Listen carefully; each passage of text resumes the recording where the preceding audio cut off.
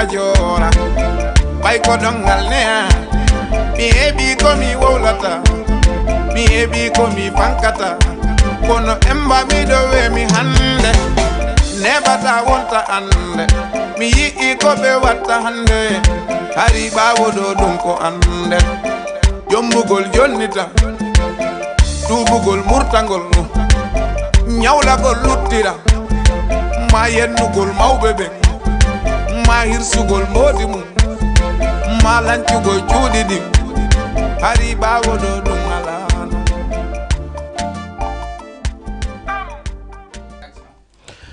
Assalamu alaikum musidɓe wonɓe darde Jama TV mi salmini on goto kala inde mum nden e yettore mum nden hande kadi en hewtiɗo e mercredi on ɗo mi salmini goto kala e inde mum minno on mi waɗi konka dame mum mi hiwrike on no wowri noon eɗon andi émission ji men ɗin e alarba walla e mercredi eɗon andi ko émission la guineke enen e Djidje Bouba mi salmina ɗo neniraɓe babiraɓe kotiraɓe jajiraɓe miñiraɓe men rewɓe miñiraɓe men worɓe nawnuɓe ngala jettinamɓore jam moƴƴere sokaɓe ngalla ɓe yaltora ɓe wattali ko sokiɓe ko ɓe alaka golle ɓe yo lakkoroɓe koɓe golla marɓe golle ɓen ɓe respecta patron ji ɗin hande kadi nomi wari noon en hewti ɗon andi mi haalat noon hiɗen mari invité ɓe molnaɓe ɓe hewtiɗo ɓe fop si Allah jaaɓi ni ɗen wondi ɗo ka junga ñaamo Djidje Laye Ba ɗon andi sinama Laye Ba ko haari Allah walla Grand Yoff no faraɗa a woolay si ɗum feƴƴi hiɗen mari ɗo kadi Samba Massi Diallo artiste invité kankadi o hewtiɗo donc watten ara en ɗuɗɗinali hiwrodiren e maɓɓe e ndaren ko honɗum watten e fi débat ji men ɗin. Laye Ba assalamu aleykum. Waaleykum salam wa rahmatullahi taala wa barakatuh. Djidje Bouba way no marsude on hewti e jaam? Alhamdulillah min hewti e jaam. On acci ɓeygol nden e jaam? Alhamdulillah min acci ɓe e jaam. Ok, assalamu aleykum Massi Samba Diallo no way? Waaleykum salam wa rahmatullahi Djidje Bouba min salmini on min landike siɗon e jaam. Alhamdulillah meɗen e jaam min hewti e jaam kadi. Samba Massi Diallo c'est pas la première fois min nayna ɗum ɗo woni goo makko o hewtugol e nder Jama TV hade o meeɗino rewde ɗo e temps goɗɗo goo fendo ko télé utta peska eyyi kono woniri kanko Samba jara hiɗen lando taho présentation makko ko wonɗen landata ɗo ko Djidje Laye Ba. Djidje Laye Ba si min inni Djidje Laye Ba ko honɗum wawi men représentat ɗo kanko woni hombo e ko honto jeeya? Ok, Djidje Bouba min assalamu aleykum wa rahmatullahi toujours wa barakatuh. E onon ɓe mi tawi ka télé Jama TV ɗo. Merci.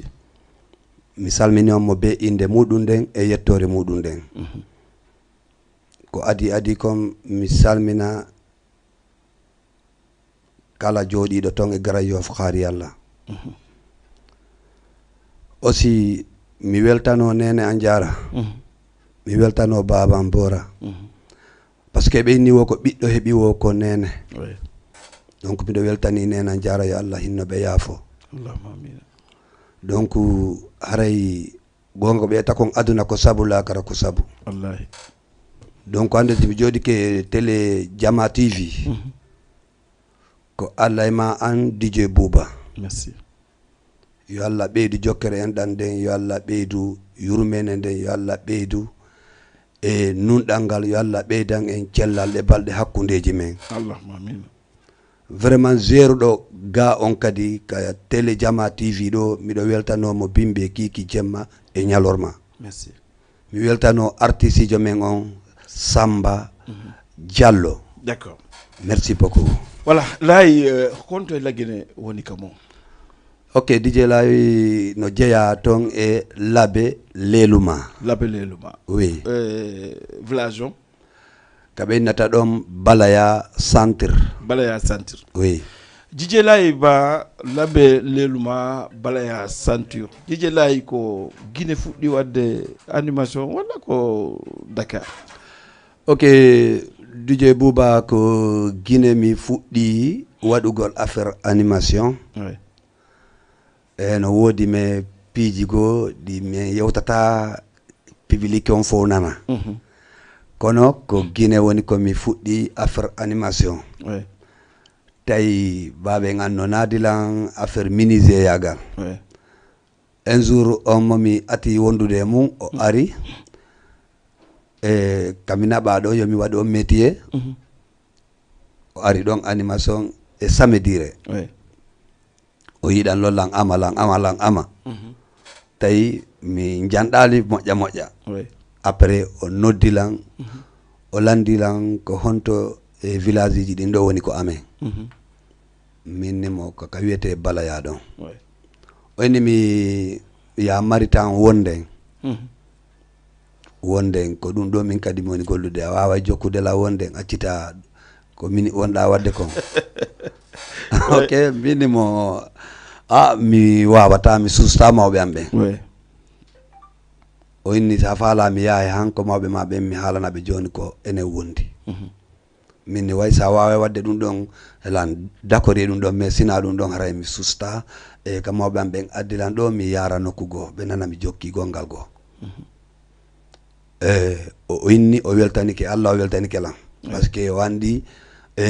mi teddinaymo par ce que mi teddini mawɓe am ɓen o inni mi joni ala probléme yomi yaw o arti to e deuxiéme fois on mi ari minni mo joni noon mi nanno ko yewtuɗa lan kon joni mi yehi mi haalani nena mi suusali wolande baban kono mi wolani nene fiye wondu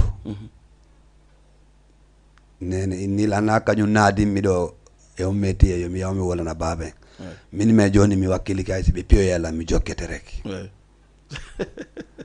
o inni mi ala probléme o inni joni hino matériel ji ɗin a tawi ga nayo ko a woni jowaɓo joni koye ɓawoɓen ɗo wonata minne mo ala probléme mi jaaɓi Dj Bouba mi jokkimo mi respecti ta par ce que ko min fuɗɗodiri hari ko wattu jangol lootagol ko probléme donc si ɓen animi han weeti wes oynnamen joni noon janggo kadi par ce que menen ko vendredi tout wonno animation ala donc o inni si men hewti ka cangol o innamen mo lootaki wo mo lootaki o memoyte ala matériel ji ɗi ɓe fopp maɓɓe ɓayɓe neeɓi ko toon mi tawi ɓe andi toon komi anda woɓe ɓe salo lootade mi looto mais yehi mais ya o innalan lay histoire ma himo juuti tammen ono raɓɓiɗi sagoan ɗum ɗo mi waɗata ɗum ɗo spécial haɗa ko hakkude men ɗo ko laaɓi kon jama on ɓe andi Dj Laye Ba ko Guinée ɓe fuɗɗi wadde animation non ɗum ɗo e garta e makko gasi ko e garta e makko kono ɓayɗo temps ono raɓɓiɗi te Dj Diallo kadi o hewti inchallah kankadi ko feƴƴoɗo ɗo andi ko invité jo men e lan andi en arta e mum mais Dj Laye ko anda laggine kon ka animation e ko anda Sénégal ɗo kon ɗum e mum ɓurɗi udde Dj Bouba ɗon noon ɗon simi ñaawi ɗon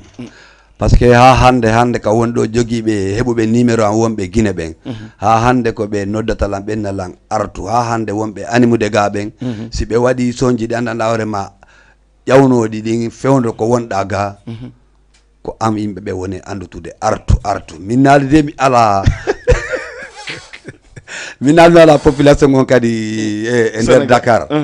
mais Dj Bouba ka men kadi on tika no mari toon fans mais kana Dj Laye popularité makko wonɗo Guinée on ko gamol makko ngol waɗano ha ɓe jokkimo ka animation ɓe yiɗimo walla ko wawgol animugol ngol tum non min ko gamol ngol par ce que simi arino ka soirée je ɓay ɓe tawi simi ami juɓɓe naata e saabu mum mi aray mi yoɓata simi ari ɓe inna naate libiré pay kunku libiré pay kunku naata siɓe andi tun siɓe uditi palantere ji ɗin toon ɓe juɓɓen hayni kelan forcé ɓe ara e Dj Bouba par ce que mi fijayno mi ala innugol par ce que mi ƴetti mi waɗi ka ɓernde am ina yiiɗi animation gamol ngol kadi no welala cakani ala kanko wiyete Dj Laye Ba o nani ko woni on yewdi kon kiɗo rentimo kadi mi sammini on goto kala inde mum nden yettore mum nden en tout cas téléphone on en utto e mo si woni seeɗa mais nini taw il faut yewde maɓɓe Samba Mas Diallo Samba konto fuɗɗa musique gan kadi ko Guinée walla ko Dakar mi wi assalamu aleykum taw kadi deuxième fois e mon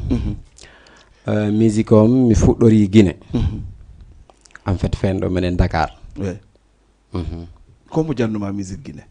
Si musique on non dum non Guinée ton wadi jaabo buy. Jawa jippo quoi. Jawa jippo buy. Yahaɗa wona yahaɗa seeɗa par ce que mi wondi e goɗɗo goo inneteɗo Sonna Bari. On ko on woni babem Bob Yero par ce que no wona hara yimɓe ɓe anda babem makko kono wara he Bob Yero kan are on ɗon makko woɓɓe no andi are on ɗon no anda seeɗa mi wi ɗon mi wondoyi kadi e Ama Julde ɗum ko januɗo Ceerno Mamadou on premier harna ton mik on ɗon kadi mi wondi seeɗa mais en fait kaka ton mik mi sakkitori. D'accord. Si iwɗa toon noon arɗa ka walla hari a dondire toon to mixi arɗa Dakar? Non en fait ko mi iwata toon hari on tan min waynodirade par ce que tawi on tan ko yaadu ndun fewditi on tan hari musique on falama accitude joni yaadu ndun voilà hari joni ko yaltugol ngol gonga ɓe andi si on tigi woni ha gonga ɓe goreɓe mum yehi on ti kañum kadi tawi on saati ko yahugol ngol tun suti donc ko wiwata toon hari a wawi tappude yima walla ko yimugol ngol tun wawnoɗa a wawali jougol ngol ko ɗum wonno ko qualifiewɗa? Non en fait ko mi wayno toon hari ko yimugol ngol mi ɓuri wawde jougol ngol hari miɗo wawi joude seeɗa kono waɗorgo joyima o ko ɗum ɗo wonno mi wawali hari moƴƴa par ce que ɗon ko probléme gono waɗorgo joyima o no wodi busuwoɓe joude kono ɓe waɗata haray wadde joyima par ce que ko ɗon ɓuuri sattude mais hari an a wawi joude mais a wata yimude mum? hari mi wawi joude quelques sonji par ce que sommo mi atti wawde joude on ko yiɗi nafenade mais hari a wata yimude siɗa joude mais aɗa wawimo joude? miɗo wawimo joude ɗum noon kono a wata yimude hoore makko? adi mi wata yimude hoore makko si goɗɗo joyanima mum aɗa wawi yimude? noon si goɗɗo juwi no juwiri womi yimay no ardi o ɗum no gon tigi juwi womi yimay. Ok mi sikki tun en yahay ka résindaren siɓe waɗana en ɗon waɗana en ɗon songun ka essaye en yiɗina fenade mo etidnoɗa ɗon darisi tawi feƴƴay ellala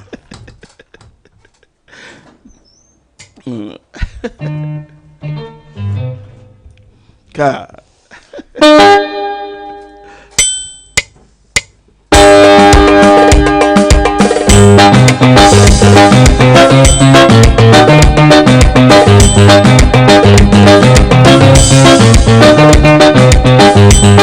Wata jokku moyi dama o waɗata telema wata jokku moyi dama o waɗata telema o yidama yidina famande mo yidima leynatama yidina togongo mo yidi gure mum ma hollayi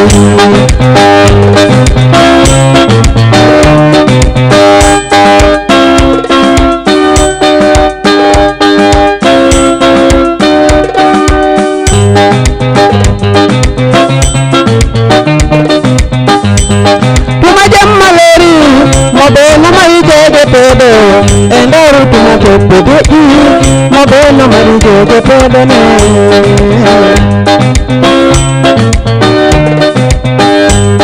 simi yaro yaɓe eɓe belaɓe salminama ko honto yaro ɓe pita ɓe lellumago to goni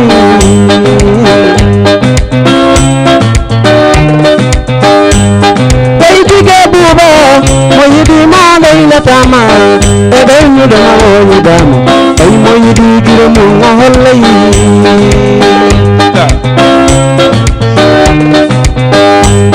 woy ko to wuri woy ko to wuri woy ko to wuri ko jama tibi salminama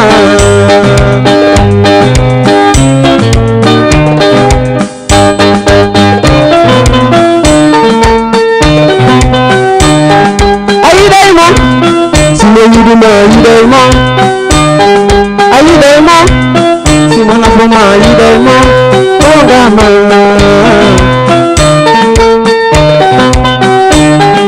yayi kami woni maso jale kadara ba hodirai ay betang kala bedani ne jara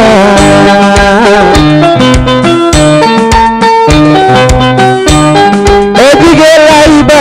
belelu masalminama ejeni simiyaru balawa kohante dige jalle bebe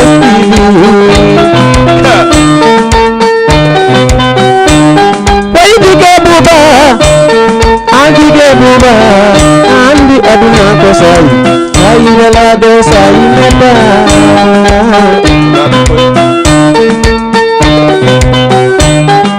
walla ɓayi e seeri beyi an yehino o arali e gonnanali hay siko foto hunde miɗa maɗulle permi gonga andi mi wagiɗo men nonanga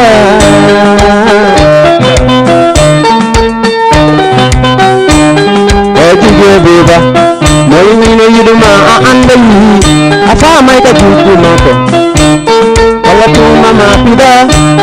walla tuma anuda a anday tay mo yinoma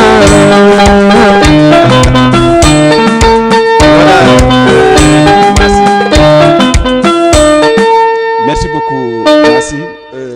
laaɓi poye yiɗina fenade on hadi a wawimo mais Massi ko honno waɗi artiste ɓe si ɓe fuɗɗi ke yimude soñjiɗi ɓe atto ekkitade wawgol ɗen ko fi giggol ande faydu la plupart ɗum ɗon ko ɗum ɗon faydu ɓurata ɓe yawde lansude ɓe ande fi giggol on falɗa wiide heɗotoɓe ɓen ko fi giggol voilà ɓuri yiɗude surtout o tanɗo ngu jamanu wona ngu ɗo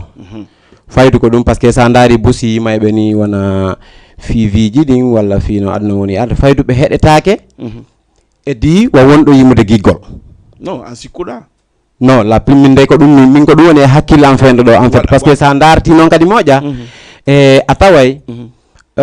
ko noon woniri fendo par ce que sa calcule wona hakkude hesbo rap e sayfon sa calcule donc a taway sa calcule ɗon par ce que sa daari wona hesbo rap en ɓe yimata fi giggol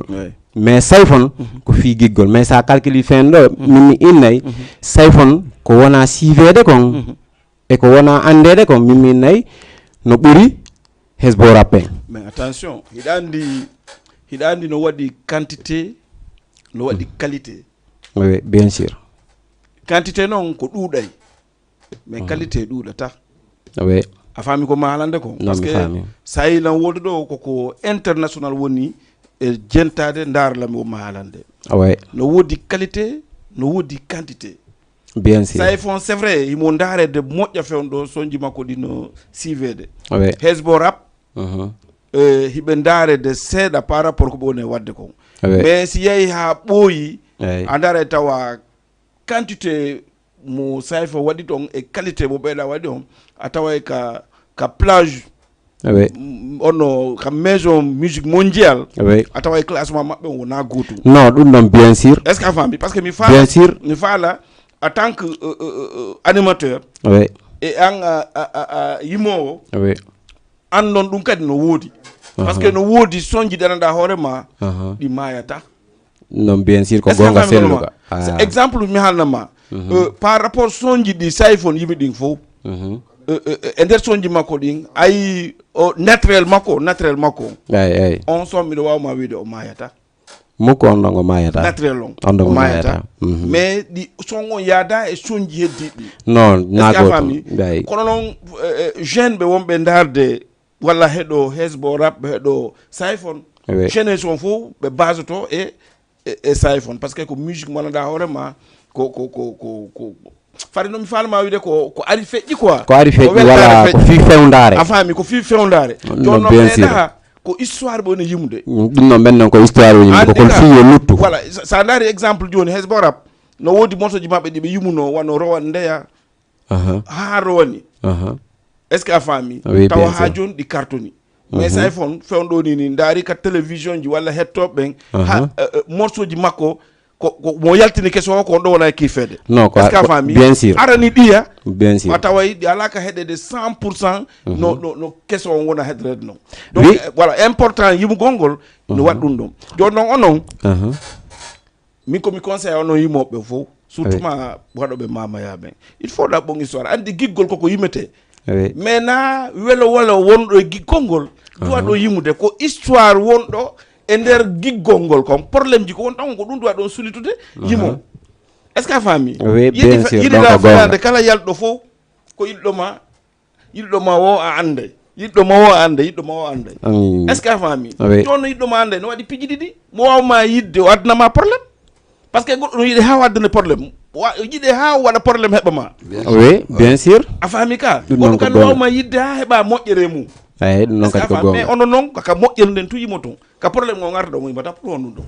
non on andi sa daari wonan menen ɓe santere ɓe waɗa ɓe mamaya la plupart ko on ɗum min fuɗɗanto tum min fuɗɗo yimude fi giggol on ko par ce que ko pour yo on tigui yaawe andede sa calcule exemple comme Habibou mimi innay soñji makko arani ɗin e joni c'est pas la même chose parce que joni o yimay histoire mais andi joni o andama andi joni so yimi histoire heɗete so yimi fi giggol heɗete andi no menen santiro toskoy koye encore si tawi woni meɗen faala wawde andede ko fo min yima fi giggol ça fait onon on ala o hono faalte wiide on ala mo base ɗon e mum ah non non parce que wona min no wodi momi base e mum woni hombo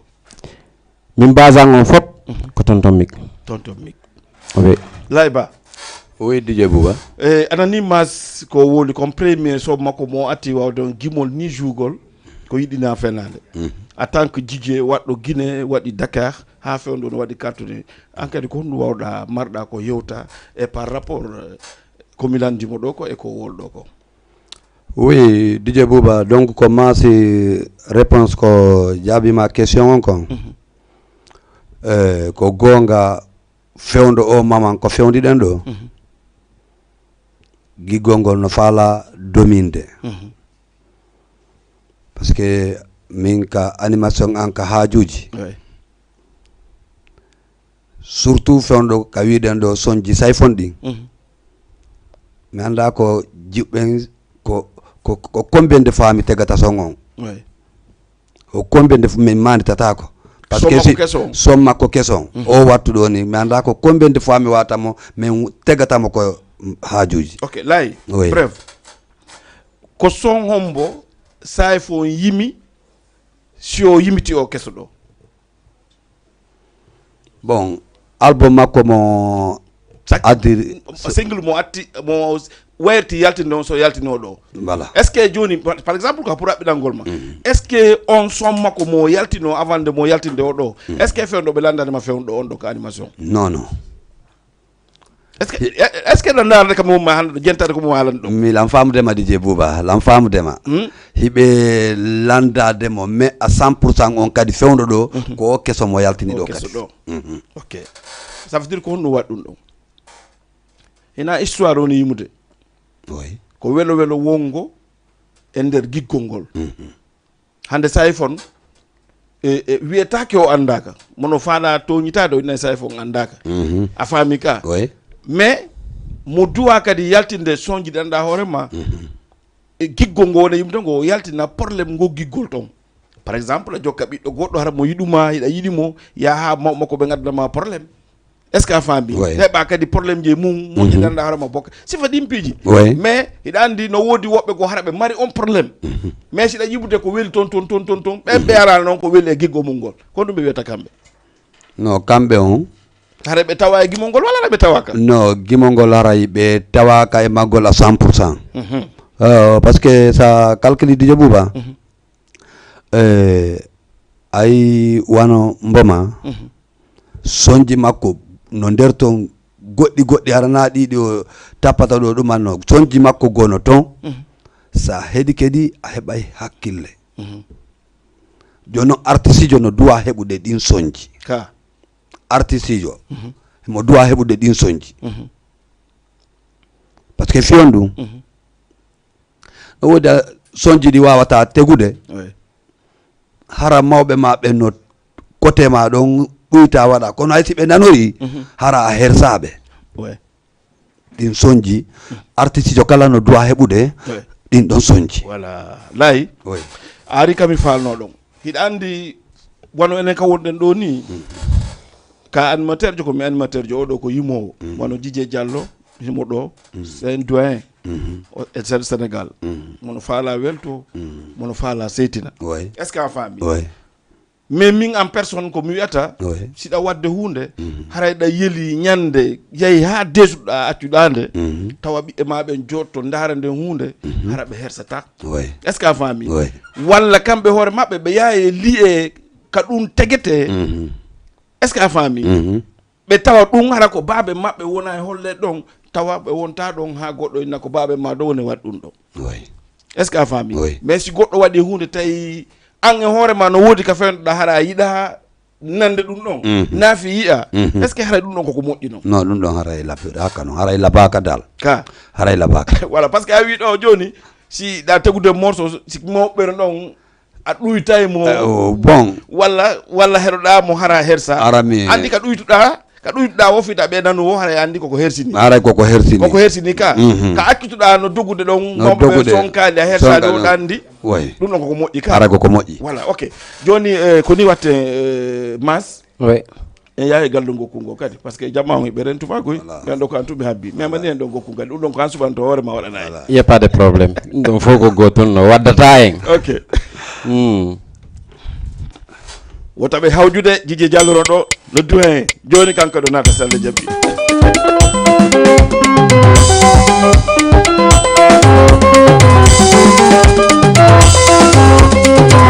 no wandi emi ñallan kono no ɓuusani jaaja on ko honɗum woni ɗum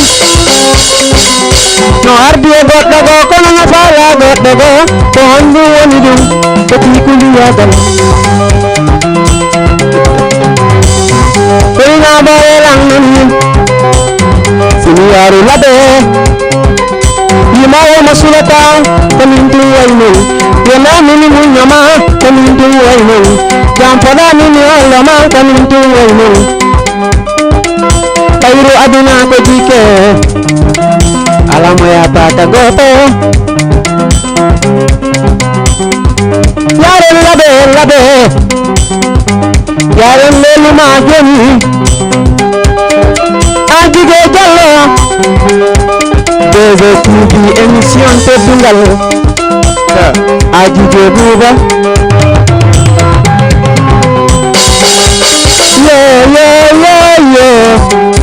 mi jokkay Djidji ka yari won Bouba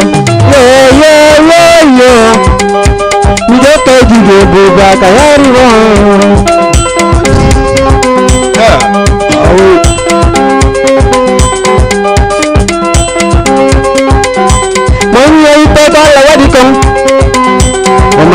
ko Allah waɗi kon mo en yeyte ko Allah waɗi kon o ma yeyte ko Allah waɗi kon si a heeɓi jawdi andu ko Allah yeɗuma si a heeɓi muɗi andu ko Allah jonnuma si a heeɓi inde andu ko Allah jonnuma Mingel adawo papa hay mo hawjali mo be say mun no wodi madidi yendere yadu mali besi gombe salminama dige futa fasma malabe ibrahima pita jomuna balde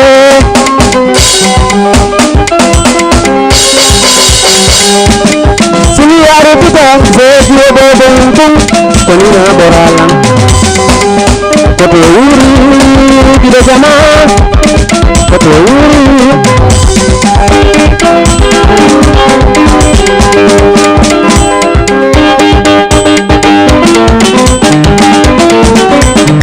abambaye sinole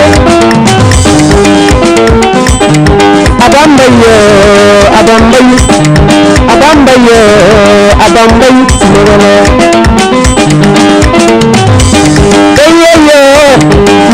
ya zama yama je kai jeni ninde ana borailang chauffeur ana borailang kono ni penon seda chauffeur oja bilang di gasi di sada yeli baby don seda di baby di gasi kono yaw penon seda chauffeur oja bilang essence sapino boxer na dara nimo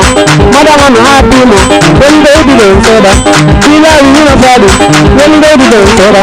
di baby di gasi aya haw penon seda kono yaw penon seda sheria na hapila baby mi nyamali baby mi lotaki baby mi sanzaki gila ngada bila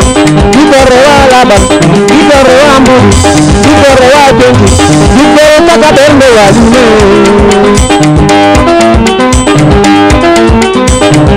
way dige buba yo alla wata aibe wawu alla wata aibe haru way dige jallo yo alla dandang modande odande sabo ayibena afala wala de awa habbolan seda afala jejebe awa habbolan seda afala sambebe awa habbolan seda sonji mi sodante pade mi sodante odo mi sodante vila mi darnante visa mi da bante kono habbolan seda dije laiba voilà merci vraiment weli ɗo ko ha ɗo par ce que hunde si weli vraiment ko ɗon ka wallahi layba kon ɗum wiɗa e pay konko no ko torotoɗen Allah DJ Bouba koyen wo ko ɓinnata kon o ar fiilodiren alamo hendu naɓata ka ko torotoɗen Allah en tori mas muñal ouais muñal ko ñalde tu rimata surtout muñal ko ñalde tu wawata rimude DJ Bouba d'accord donc waray hande ka wonɗen ɗo an DJ Bouba mas DJ Diallo e DJ aussi en paga e hande e nder Dakar fulɓe Fouta ouais vraiment min e ɓernde an on min e choisir an on hande enen ɗo fo sen jonnidiri juuɗe vraiment welay na wonde ɗo histoire wallahi welay ok Dj Laye oui ko honno fewdoɗa ka turuji mi nani noon Dj Laye ka amo mi nani kadi a yimay joni a faami Diallo sohli kala goɗɗum de no Laye mi nani a yimay mi nani Laye a yimay ko gonga walla koye samba kala ɓe woni par ce que ɗo annon ɗo fof no rentuma koy ko wiiɗa wo ko ɗum no DJ Bouba jama on toñata si ɓe inni a yimay ko gonga si ɓe inni mi yimay gimol angol noon mi mara son mi mara son ko spécial an ça veut dire ko comédie de la musique merci hande quoi merci DJ Bouba hande sonji masi ɗin walla sonji mboma ɗin walla sonji sayfon ɗin mi iwtira e ɓawa majji mi jokkita yo waɗi ɗo gokku men nana merci mais miɗon gokkum kombo e maɓɓe watta waɗu fala wala ɗon no yiɗina fenade wala yiɗina fenade no moƴƴi musidɓe Grand Yoff haari Allah Medina Dakar fo dare Laye ko bandi de o ami guine ha juɓɓe ginni so amali ɓe natata on faami ɓe raɗi mo tonde o annani o wi noon woodi ko woltake joni mayi day animateur ɓe wa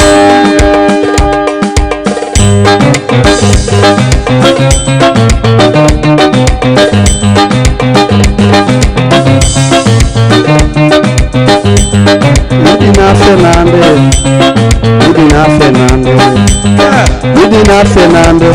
Mabona Mari Peja Pedo Jaka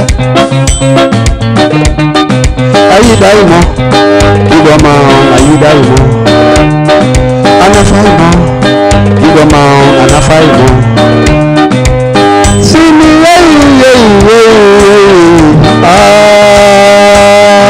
Jama TV ay wallahi DJ Bouba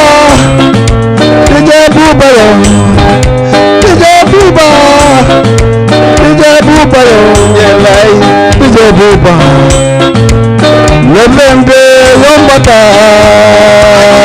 laborali Masi baboyo Masi Eyo masi yang masi Yo hatta laborali bote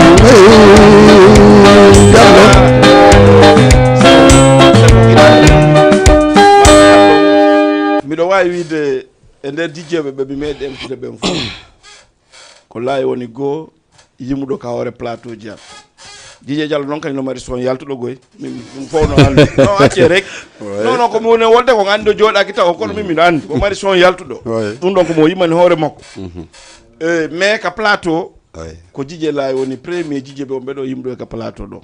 joni sans plus tarde joni en waɗay ni laayi wolen fi anniversaire on mi landuma ko honto fewniɗa e makko e haari Allah e Grand Yoff par ce que ko le 22 mi naniɗa yima ɗo nde ñande yombata ko on ɗum prépare ɗo fi makko ok DJ Bouba sa wi Grand Yoff tun e haari Allah a faaɗi ni fewndo ɗo ni mbuuru meɗen noddede meɗen yawde mbuuru meɗen yawde Fassi Mbawo meɗen yawde Petit Mbawo meɗen yawde Bournou meɗen yawde Kermassar meɗen yawde Guédié Waye parcelle ɗo e Pikine ko ɗum ɗon ka kala jimbe woni donc kammi yeeyo par ce que ɓe inni are wallidiren garen sen folay donc kam yeeyo men sampi matériel min ga sukaɓe am ɓen DJ Banki DJ Adara DJ Souleymana DJ Tere DJ Maliki donc kamen sampi wo kamen sampi siɓe atikelam mi innaɓe yandi ko kala ko wawɗo waɗude jokkodirane en e publicitugol soirée pardon anniversaire DJ Bouba le 22 octobre ton e ñaami wodi nodduɓe lamɓe men fijinanoyno Mbouru ɓella DJ lay anniversaire waɗay ɗo le 22 octobre on ñaami si Allahu lan ɗo jaɓi si men nawnali men mayali ha e jour on habbo men inchallah men ɗowtete ɗimmojo ma on anda menen e ma ko ha ñande donc wano sere fotti foli kaɓe yaari wo ala po ko folugol ɓe wawata wadde donc e sere maƴina hulali wo e sere faala ha faɗɗa kamɓe ɓe yiɗi ha ɓe faɗɗama ko ha ɗon ari ka par ce que so ari ka boutique a ari ka magasin a tawi ɓe windi ɗon las a andi ɗon termugol ala ko ɗon woni sa sooday ko ɗon sa sorta ko ɗon donc no sere faala ha faɗɗa ɓen ko sak samedi ko min e maɓɓe sere maƴina hulali sak jeudi ko min e maɓɓe ton e centre Bob kanko Nafissatou Diallo e ko woni yeso mum kon fof voilà ko noon tigi woni wadde hiɗa andi mi faalaka kubde émission o DJ Diallo le doyen l'homme fort tiɗo kanko mi kopantamo caméra par ce que hiɗa andi ko neɗɗo malanɗa hoorema mi nadiraymo comme artiste o hewtiɗo ko kanko mi faala yo natɗo kankadi continue makko kanko émission on mas jour ɗon hara yimali bit Diallo naata woden ko yodɗange makko kankadi par ce que ko émission on o bokki c'est normal pour kankadi o ara ka musidɓe ndaare Diallo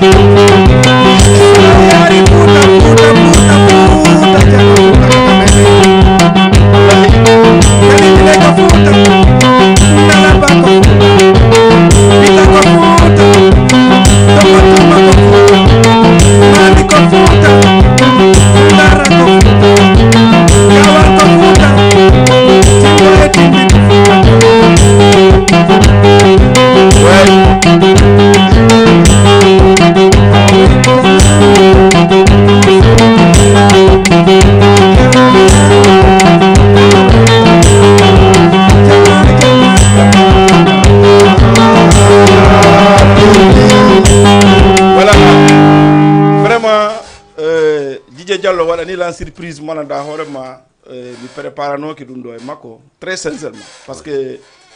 mi kan invita nokkeli Buy mi invite mo kadi e radio ji Buy kam mi invite mo wo kadi o notto très sincèrement hilan weltanimo ɗum par ce que Dj ɓe no heewi mi okkama goɗɗum e hande kaw dari ɗo kadi hilan wawi wiide min Bouba mi andaka makko ene mo ɗo ni mo wayla seeɗa te ha hande mi meeɗa mo noddude min na Diallo hilan faala ya noddu lan waɗi lan Bouba mi watta e ɗum ɗon tun no yonimmi hande ko arɗo ko no woodi nodduɓe lan in lan laatotako Diallo arata est ce que a faami donc mais mindi ɓe sinna hara ko wowi wayli Diallo aray bon ino ndi Diallo minamo assalamu aleykum Dj aleykum salam wa rahmatullahi taala wa barakatuh mi salmini musiddangal fop rewa pullo soso maninka gerse toma kisi baha landoma e kala wonɗo darde o Sen Télévision avant tout ko weltanagol jeyɗo o télévision par ce que andi sa faalama fokkitude ko woɗɗi sa feggike yilto bien sûr yilto daaritoɗa lawol ngol donc haray hande c'est la fierté hande joɗɗen hara ko ɗengal men ko ƴiƴam men ko neɗɗo meɗen par ce que hande kala ko goɗɗo heeɓi ɗo sa heeɓi 100 francs 50 on haɗa hakkille ma no ko warrata kono yara laguine carrément donc haray ko tew ngu wonɗo kono hakkille ɗen fof no ka meɗen ko waɗi mi waɗi o morso Fouta hollitugol jama on ko goɗɗo ka goɗɗo weli o kaka ma dow ma ɓurande donc haray ko weltanagol ma an Bouba par ce que merci beaucoup min na émission ji ɓe mi yata na minimisugol kadi yimɓe ɓen kono andi min sa walnalan mbuuɗi a walnalan teddugal ko teddugal ngam ƴetta mbuuɗi lannay kono jikki e teddugal lannata donc ko félicitugol ma d' abord Jama TV mi dowanoma arde ɗo neeɓi kono ko an woni sababu yomi atonade ɗo mi invitama ɗo koy kono ko jinnaji yadata mi trisata ko jinnaji yadata oɗo hande wuuri si min mo janggo mi ara ɗon waɗa émission hay ko enta ko awa par ce que min yangodino e woɓɓe goo oɗo kadi ko neɗɗo mo nandawre ma himo e laawol ngol no woodi seeɗa tun par ce que mi heeɗi kamo no woodi seeɗa tun ko wurtante e seeɗa so wurtanama ɗum noon tun ala jogotoɗo mo par ce que hunde fof hunde a yiɗa e nde si nde yiɗema carrément kono sa yi fi DJ Bouba no watti ɗo doloke no wadde émission a codditi ko a hocci ayni a waɗa émission mais a yata a yata a force noon ya musique on no waɗi jalousie Bouba yandi ko woni haalde ko musique on sa huɓɓi tigi tigi jiwɓe aray o no andi komi woni haalde ko kalis on ara jinna ara ceernoɓe ara joni noon ko ɗon laawi ɗin ko ɗin ɗon darta ko honngol waɗa jokkude woɓɓe noon ko honto fosata kaka jiwɓe haala ka welta oui par ce que oui ko bien sûr ko gonga série bébé ko won ɗo amayi mbuɗɗinnoɗa jiwɓennoɗa jinnawnoɗa joni noon fiya heɓe mbuɗɗin il faut ɗuyta jiwɓe est ce que a faami laawi oɗo ko DJ jomanɗan ɗorema ha hande accu hakke yaldali men accu hanke yalda si wonno kadi noon mi wolay ɗo mi andi ɗum ɗo mi twisata kan kadi mo yiɗi ko watta kon hande touruji ɗin fop Sénégal ɗo himo maîtrise pourquoi himo maîtrise o waɗali ko wolof jayinta naago kon par ce que andi simin foti ko respect teddugal est ce que a faami simi wawi simo jogui haaju o hollitami so hollita Allah hara mi yalanaki mo par ce que min se yaada se yatta fof nande yatta min ko non woni systéme am o min tawma noon kadi Allah no ɗo mi yaali Allah donc haray ko weltanogol ma en DJ Bouba invitation noon welilam moƴƴa pourquoi par ce que koye téléphone yewtuɗen min ma Bouba mi aray kono somi arno premier émission ji ma nokku goo harana ɗo mi heɓano koyle mi artatano hay so koye nene goto baba donc haray ko weltanogol ma hay mi wattaki paɗe hakke par ce que min ɗon prépare to mi ara par ce que sa ewde ka duwa enjo e fuɗɗi yiɗa andi kone alde ko sa yawde ka duwa enjo andidiri yanguidirta koya solo paɗe donc ɗum addinmi ɗo mi sammini équipe on fof ila nane miɗo ɗo e heeɗi émission o hakkuden Allah miɗo welti ok Dj Diallo premier animateur guinéen Sénégal annono de ɓeyɗa nande ɗum non iɗa andi non haysi ɓe yiiɗa kono ko Allah waɗi ko ŋiwata non andi on ɗum Diallo mi faala e andu nam na Seck Ba fata ko wi ɗum jibine go Seck Ba fata ko waro tawi wi'ama mo inni ittay ko Allah waɗi kon amaya acca ko acca ko Allah waɗi kon nam Allah waɗi kanko waɗi musique jama o nani ɗum ko gogo est ce que a faami hande metti mi weli goɗɗo goo metti mo Djidje Diallo atti wadde émission Guinée Sénégal surtout Dakar ko gogo est ce que a faami joni noon no heddi min mi respecta ɗum te kala puusɗo bouton e nder Dakar waɗi émission radio walla télévision koyngal ma o rewi est ce que a faami bon Allah wala no wawi wadde o ɓurama jaaw walla o ɓurama jawdi walla o ɓurama darde mais noon ka inna ko hombo woni premier attiɗo wadde on ɓeyday nodde Djidje Diallo no heddi noon on tigui respecta walla o ronka respect est ce que a faami komi halat mako donc feƴƴen noon Djidje Diallo kono gueɗɗa ha natɗa anima hande o yafoto de mi daroto hande par ce que woy ko maître tolnata pay ko hande noon ko maître an tolnimi donc hande o yafoto ko hono gueɗɗa ha natɗa animation mais ɗum ko histoire molanaɗo de grand histoire molna ɗum heƴata émission goto donc en aro e hara en prépare ɗon ko pire non ko pire non na pire par ce que andi kon waɗi mais Diallo andi kon waɗi a posé la question mais mi resima e tout seeɗa minen komin fuɗɗoto animation haare fi album yo yaltu laggine o ara ɗo no wawi wonde 3 mois 4 mois ha 1 an si album goto yalta si dédicace makko waɗama ton si o ara ɗo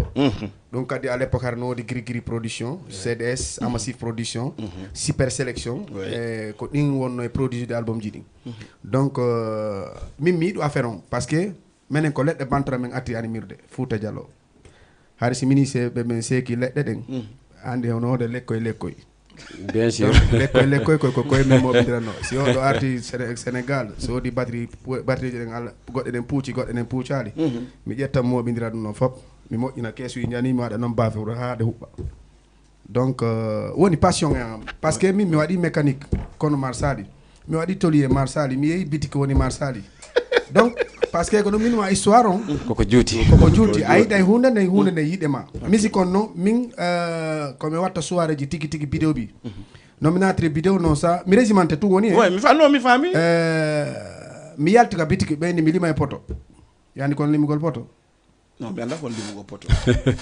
an ganda onon ɗo kon limugol poto non mi anda kon limugol poto bon par ce que ari min kala kam woni e bitiki il faut mi créer ambiance mi sooda e kala cassette yalto o mi sooda e mo manam limugol poto ko tampugol mi wonda e compte am si mi woni kadi e bitiki il faut ambiance o wona par ce que mi heɗo to musique kono ɓe tawi Marsali quoi ɓenni joni min disque ɗo mi yalti ɓenni mi lima e poto ani ko bon joni mi compta e poto aduna fof anda sonja kono mi sonja Allah wallimi donc ko bido mi ati nadde ɗum miɗo yadde copain jon hande mo Italie mo inne Abdoul mi yeehi soirée goto inteɗo Matti Thiam Dogo tawi ko vidéo bi tawi ko Fallou Dieng tawi soirée guinen ko wonno ɗo ko wano IT wano yeɗa andi kone haalde ko wano centre loisir du port wano Grand F Laurent ɗa ngulla on harano immo donc ko longue histoire quoi donc ara à l'époque il y a pas d'internet hay fus ala e goɗɗi goo donc woniri noon après mi yeehi ɗon deññande mi heeɓi ticket mo be 2000 francs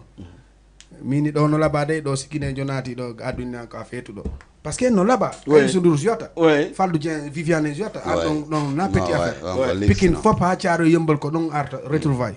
tawi ko Fallou Dieng jota tous les mercredis so heeɓi 1 million kanko 500 000 boiton 500 000 mi ari mini ɗon waɗay ɗo mi toroto ɗo mi darsi waɗay ɗo soirée guinéen Abdoulaye nan ka feetu ɗo mbaɗi non qui ose pas gagne pas donc mais yewti min mi ari min goɗɗo tayoti ko min Papis ça va mi landi won en oni ko Papis min Guinée nak on loyi Guinée min soirée Guinée nañ bëgg o jali ha o yani ka leydi après on grawul ley bayma boole la kenn nga xool o hollimi ɗon goɗɗo go inteɗo Khalifa Khalifa inni mi y a pas de problème ɓe jali ha ɓe ronki min y a pas de problème oɗa andi ko 500 000 si ɓe gañi ke mo be 250 000 min mi a faala compte mo mbuuɗi ɗin ko ande gol mi faala vraiment hande non ko ɗum payɗe ɗen sali hande il faut qu'on se dise la vérité oui ko gonga ɗum ko gonga selluga ken goy wolla gonga selluga ken hande fami hande a waɗa yoɓde soirée mi joua soirée mi naada 1 million franc CFA jonnami 10 000 mi hoto ya suusi ɗum mais min mi waɗi ɗum hande o ko welɗum hay nene goto makko mo yiɗi reetu woto si joni mo 10 000 franc o yennemo ɓe koddiray non ay woniri noon mi aroyi ɓe inno ɓe bondiri me naare jonno inne Hasim mo jogui Marlboro Light o fimi o jonni rendez-vous mi ari min soirée Guinée on lui soirée Guinée kono si sabo ari hara ñemete on no nder ton goɗɗo goyni bulen ya forte communauté guinéenne nañ ko jengu xool tay fallu jang Allah waɗi no yehi voyage awa ɓen graw le ka ñoese ñoe duñ la fayde min ala problème ɓen tay musique guinéenne yani no cassette ji boɗeji wori yandi ɗum cassette ji boɗeji TDK non na TDK boɗeji si ɓe yalti to ko giri ko TDK walla wawɗi ni ok bon tawi mi yaha e Thiaroye mi ɗaɓa cassette yalti ɗon mi yaha ɓe waymi cassette to ngal min mi seedi seede bintalali 7000 francs CFA hande ala animateur waɗa o ɗum mi soodi album Petit Yoro Top Star maɓɓe on 7000 CFA ankadi exemple par ce que ko sa miɗo haalde ɗum noon ko yiɗugol hunde nden qualité mo heɓata ka cassette on e qualité mo heɓata ka CD wangal a heɓata na goto pas la même chose donc ko ɗon woni différence o awa hande on 7000 francs mi heɓay noon 7 cassette à 1000 francs 7 cassette woɓɓe no Diallo ko feeɗo Diallo e frère ini mo wona feetuɗo no andi ko faala ko mi yeehi men animi premier soirée heewi seeɗa ɓe ƴetti 5000 ɓe hokkimi tawi so waɗi musique guinéen seeɗa Allah hinno DJ Jacob yiɗa andi mo tawi radio oxygène kadi no udditude andi ko sabu goɗɗo anda ka sabu iwrata on noon kadi ko keddugo fuɗɗi heɗade musique guinéen o nani soirée guinéen heɓoto piɗoɓe tous les mercredi o watti arde ɓay o watti arde après mais o ari o jooɗo ka kotte to hay o maskoto quoi deuxième fois min joui honkodiri heewi tef soirée cigarette mi wona faala ka wonde soirée cigarette ji ɓe fuɗɗi sponsorisé de ɓeyni Dakar Conakry bi avion Thiaroye 20 tawi sa ari 23h30 2h du matin a heɓata ka naata mi moƴƴinali contrat mi falali fus chaque soirée si soirée lanton o ƴetta 10 000 o enna limo safay naare jon kono ayi min nayi jama o laakara heewi yiɓe jalammi probléme ji men ni ko ga jon lijanteten ɗi chaque mercredi mi naada 1 million mi hodda e 10 000 hari no woodi Sénégal o 2500 ji si vous rappelez oɗa 2500 mi ƴettam maraɗa oɗa toujours ari hay suudu mi ala c'est une longue histoire non ɗum noon kay koko nasifade ɗo kay tante tout woni donc tawi na mbuuɗi ɗin ko ami mirenti ko andegol woɓɓena donc Guinéɓe Thiaroye Medina ko kar je ɓe addayno kar ngal gongal darto ri en ka DJ Salam gongal daro ɓe yaha Pikine élection mi ɓum honkodiri Thiaroye Parcelles Guédiawaye ha arɗo étranger o ko ɗon arta vidéo bi bon min wondi ɗon ha Allah waɗi probléme heeɓi andi ka mbuuɗi natta o probléme oɗo tawi min kan noon mi heeɓi appui o lan Jacob inni mais yo boy dañoo am benn rajo bu tudd oxygène rajo communautaire la doo ñëw animé mi ni hee la ilaha illallah wa rasulullah sallallahu alayhi wa sallam da problème ngari on animé rajo sama mbokki dégg ma on ni waaw mun na nekk mi ni waata ɗum to menen digine me ngannda ɗum mais o décourage aki chaque mercredi ar ha ñande goo tawi yaata e toon no yalti album andi 98 o yalti yalta e toon no yalti Petit Yoro Mawlana Fatulin Samoura Bunga Pate Molo ko Fuutano weli yaade e goɗɗi acca yaade makko voilà donc badomo e goɗɗi go Amit Sanana Bilde Sam e ko waywano noon quoi Kill Point ko ɗin yaltuno donc on tuma la no muinde on tuma mi sikki si je me trompe donc woniri noon bon Bouba ko histoire molnaɗo après woniri noon fur et à mesure inde ne fuɗɗi ƴawde min namin imni hoore an DJ Diallo ko on naare jonni mi inde DJ Diallo. Ah bon? Yeah. En tout cas, c'est la première fois que je vois télévision, Kajama TV. Quand on a rejoint le Hasim, il DJ Diallo. Parce que non, le correspond. Non. DJ, non, Diallo. DJ Diallo. C'est comme ça, ça s'est passé comme ça. Madame, ko inde force. Oui, Andi, Moussibe Wombenda de Jama TV. So la télévision quand on tourne. Voilà. Donc ça y mi invité Diallo, mi invité Lai et Samba. Non seulement il a marié Hadju, carrément. te ɓeeɗo ko yiɓɓe an ni ko waltoɓe lan e piiji buy kono mi wawata influde Diallo ɗo kadi mi ronka andinde jama on c'est respectimo ko Diallo woni premier animateur histoire koko woni wol ɗo ko par ce que min e hoore an fuɗɗagolla wadde animé taw min soirée koko Amadou Fula yaltini ndino weli ndino metti 2015 95 a faami ka a andi hino woɗɗodiri e kanko woni wolde ko donc mo ari ɗo hande inni kañum no incarni kala waɗɗo goɗɗum ɗo o copie on noon ko ɓay hino moƴƴi si moƴƴano goɗɗo copie o tan buuba mi jamante noon hande animateur no ɗuuɗi kono ɓe dowa gollude par ce que kamɓe sens moɓe mari on enen en heɓano ɗum carrément hande so o yalta ɗo joni ya téléchargement min ani mi tegata son YouTube hay ko hombode tous les artistes guinéen ɓe nande nan sa addali son ma mi tegata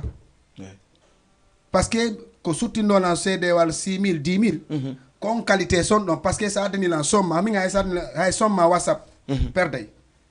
mais sa addimo ko adresse email ko qualité heɓata no son o woniri noon perdata wori no andi ko woni haalde ko donc sa sutti ɗum ɗon si goɗɗo addinima ɗa son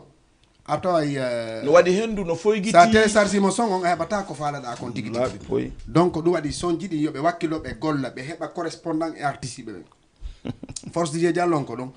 artiste ɓe ɓen kadi ɓe hoynitana jama on c'est très important hande o ɗo o nayi radio oni kono kala sere waɗa oɗo par ce que mo ɓe inni ko wama min no way wangal piano wanga mo be no wodi ko ne gollude ɗo oɗo côté makko sen yawanimo ara imo wano wadda émission radio mais kankadi o ari yañugol kiltirgol comme no ñamakalaɓe no wondiri kankadi mo waɗeni ɗon goɗɗum rekkoni semmo est ce que a faami kono pullo fo tawi ɗa yaha o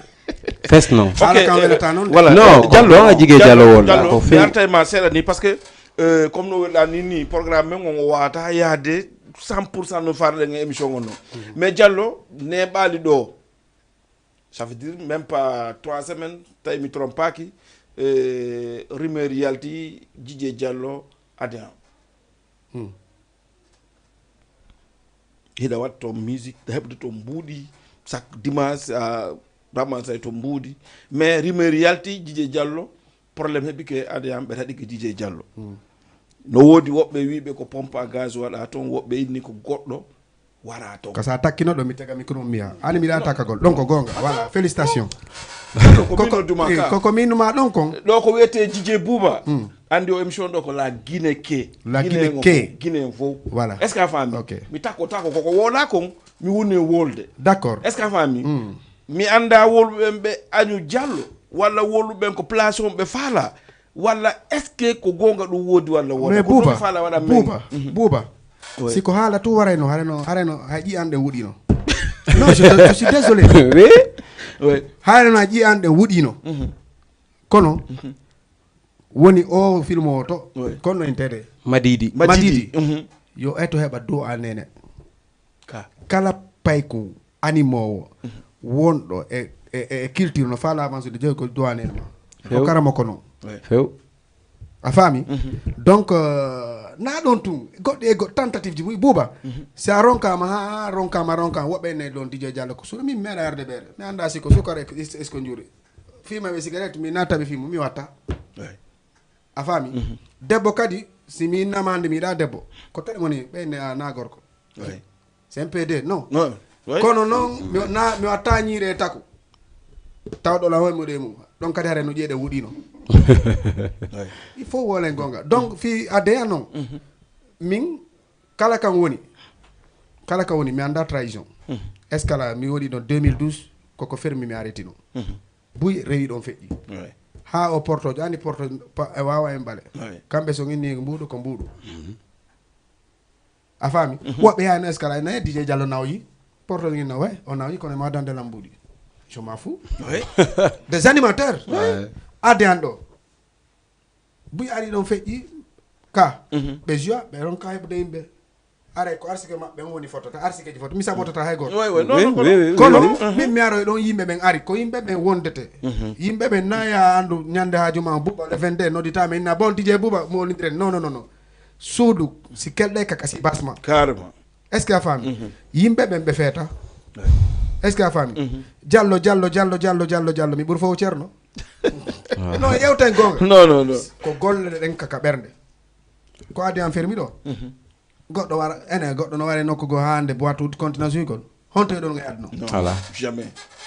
c'est des ennemis ɓe layo ari toon ko teddugal o wiri toon janggo somi noddi min yo ar toon o are o wayi noon oɗo ñande ono mo faalema toon concert miɗo e mum est ce que a faami nde noɗɗam taw min mo buuba aduna be e feggande mum sa feggaki andata ko ɗum e tromma Diallo na kuppugol ma ɗon attends ɗon ko taƴugol tun ɗon attends ina kuppugol ma yimɓe ɗiɗo e nder Dakar andi Pullo Fouta wi si moƴƴere waɗi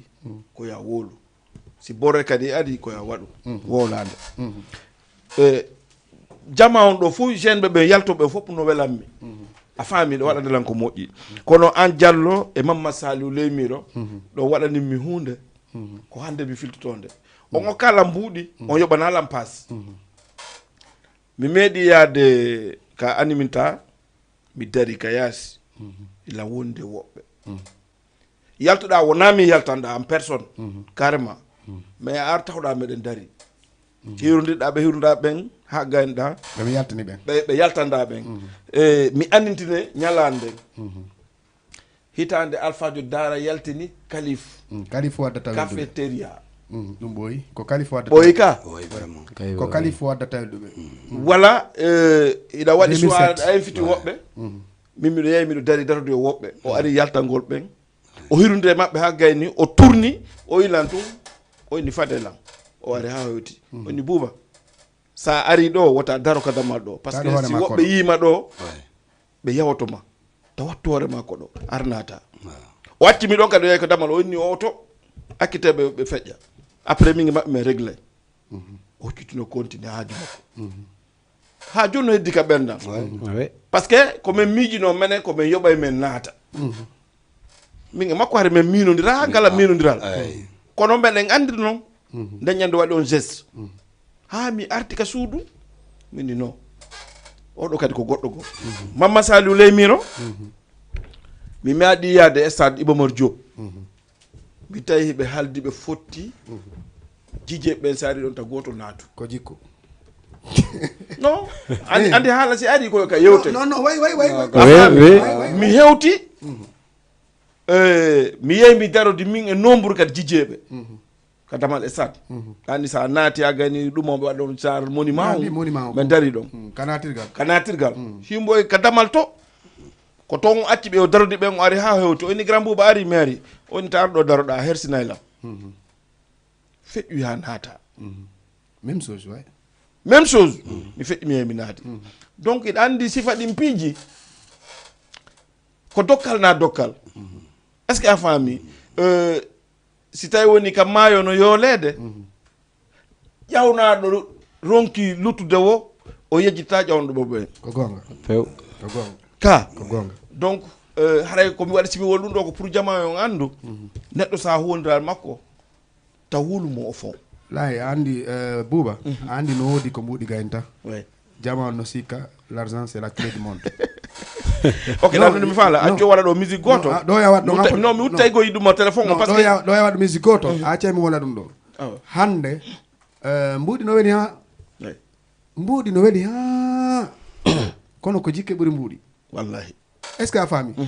hande a wayno waɗande ɗo okkami ɗo 100 000 francs CFA mi ñamadi mi nana Bouba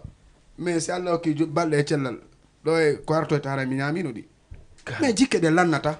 teddungal ngal lannata donc aray on addi an ɗon ko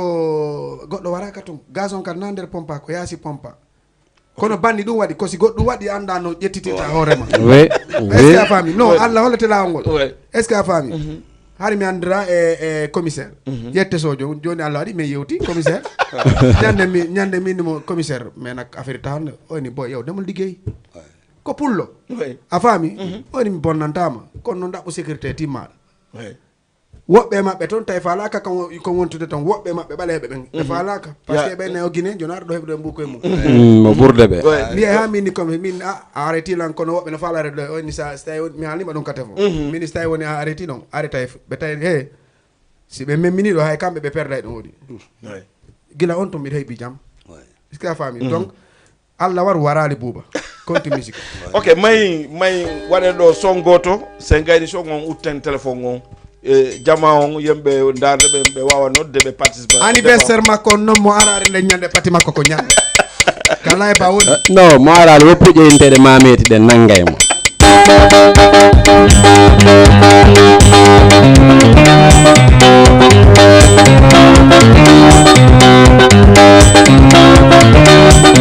e waɗay koy lopelde e waɗay koy nani mo ala juɗoyota yayton sina ɗum nasunoto e sutima susa e sutima wawa afimay dada afimay sigare siya sutiru non zoma la bambudi siya lambudi ɗum non ko satomete awanani ala jaramane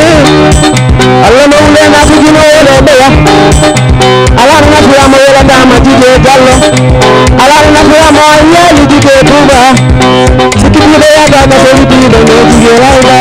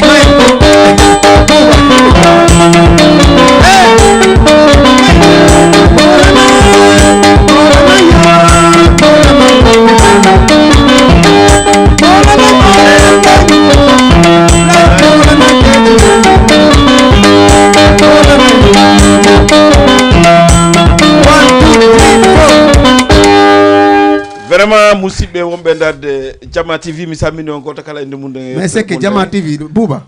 Jama TV jaka ko double technicien wonɗo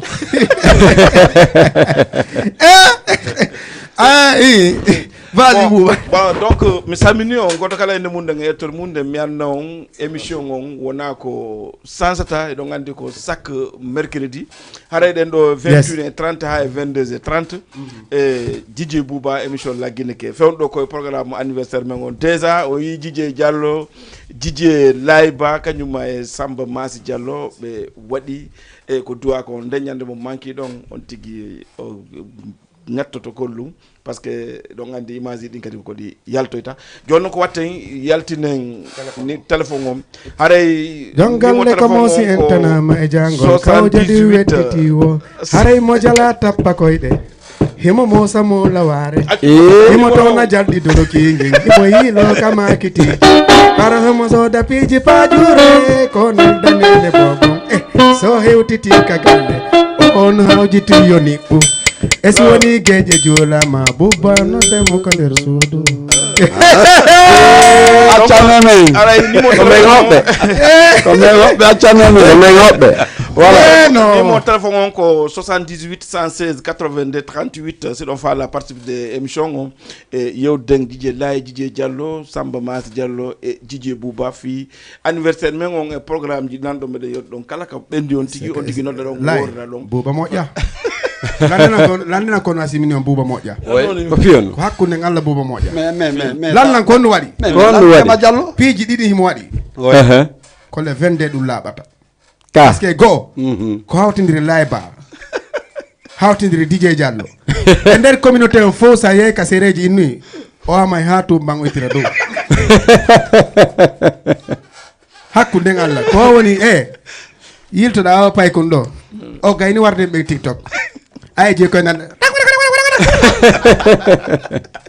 ɓayle nde ñande ko nde ñande luttango waɗata hak Bouba non si ko entraîneur nu non ka woni entraîneur Real Madrid par ce que andi sa ƴattuɗo ɓurtuɗa bolde DJ Diallo wata wonde feetuɓe ɗiɗo wata yaade voilà ko non tigi wondiri numéro téléphone 78 116 82 38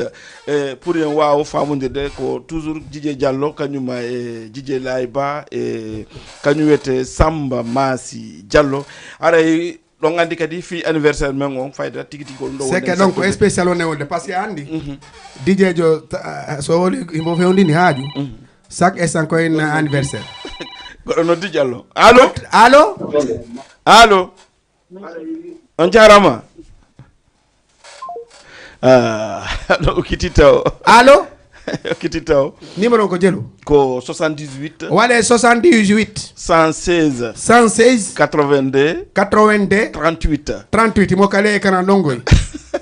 mo ɗon wonkiɗa sondia voilà son soliɗa hendu ka émission ne ɓi ko gasuno kono ɗo yeeya ɗo waɗama prolongé par ce que andi ko weli kon no metti accude mafe welo on fata e tungura mini Bouba ere mo fuɗɗo wo ko 21h30 landa 22h30 ko ere mo wonɗen goɗɗo noddi kadi Diallo allo oui on jarama on jarama de awa ko homɓe ko honto noddoton ko min DJ Adra pay ko DJ Layba bisimilla Adra hari Allah oui are meɗen daro on ɗo Jama TV gila long time meɗen daroma DJ Bouba are meɗen salmina on fof merci beaucoup meɗen salmina DJ Diallo kadi e on ɗo ko piano wallo Samba Diallo Masi ɗuyte télé on voilà ɗuyte télé on ara toujours meɗen salmina on fof franchement meɗen welti kadi ɓawi menen kadi komin depuis temps quoi merci beaucoup jaka yo jogui lewro nde onon kadi yo jogui lewro fo ñande duwaɗon unde voilà donc on faut grande amen ɓen par ce que menen kadi komin pay koye mon onon min suivata petit à petit donc aduna wa non quoi ɗo e ñande ko menen kamen fala woni comme no wonirɗo ni janggo ara menen kadi ɓikkoye koye no daara men comme no min woni ɗaariri ɗo ni quoi yallah wallu merci DJ Adra voilà ara toujours Diallo toujours mi yahay koye ko boîte ma ɗo gaddi à chaque fois are lam fala contact ji ɓuuri hakkuneji mo fof DJ Bouba par ce que depuis fort longtemps mi enregistré numéro mo ma on grand DJ Bouba merci beaucoup beaucoup numéro DJ Diallo mi woni mi ala quoi sa noddi Bouba togoɗamantemo ka WhatsApp sa noddila mi jonta numéro Diallo y a pas de problème walla DJ patron ma ɗo walla lay bandi wa mon grand DJ Adra are on fof no salmina graña toujours bonnata quoi kono merci on weltanama fota on weltanama merci beaucoup allo koto Layba na ko min Madane Jo Layba on awa non émission on no fuɗɗade noon joni abota jaabo allo assalamu aleykum aleykum salam jakay da jogi golle no wayi tan sibam ɗo hiɗa wawi muñade moƴƴa wakkilo muñagol ngol ɓeyda e muñagol yurmaygol nani mo heeɓi modi tappoɗo walla imay ɗum walla ɗantako mbiɗa andi goyga wonta kasudu kono a faama e tun ko hakkille ɗe way noon hakkille ko mafe ɓandu awa eyo kala ko yiɗa koye a muñu awa mi nani eyo jaɓa kadi noon par ce que kon ɗon won ton komin neeɓi yalde o ko ɓay ko an keppata men ka suudu ɗon ɗum en laala wallahi de ko gonga kam eyo merci ala probléme merci beaucoup merci jarama merci jarama in ɗon modi ma ino koto lay ba mi dara sino se ene koto ka suudu woni koto mi nana koto lay ba monsieur camara komin tuma ok madame Camara lay weltanama o weltanama depuis haali ala nani ko ɗum waɗi min wa moƴƴa fokkidirimme o mbeɗe gandirme ɗiɗo ok ko noon tigi woniri yiltoɗen kadi numéro téléphone ko 78 116 82 38 78 116 82 38 ouais voilà job faalaɗo nodde o voilà koɗo Jama TV enen no weltini ha ayno mo weltoro sini pototiru no walla allo oui Liya Bouba nam Prince Diallo depuis Medina Prince Diallo depuis Medina no wayi ah ça va alhamdulillah mi wiri ke DJ Diallo e Mas Diallo e Grand Yon ɗon fof lay DJ lay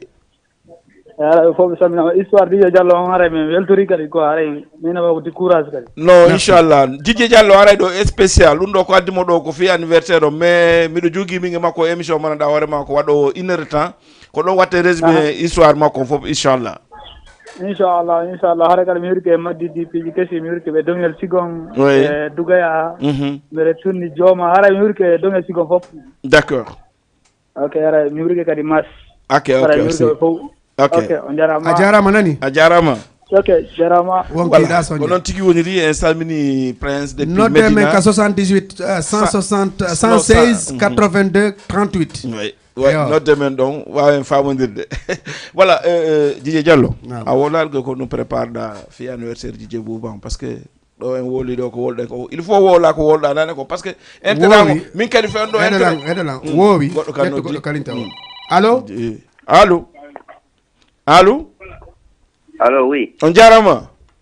nana to ɗon e jam DJ Bouba jantu ko homɓe ko honto noddo ton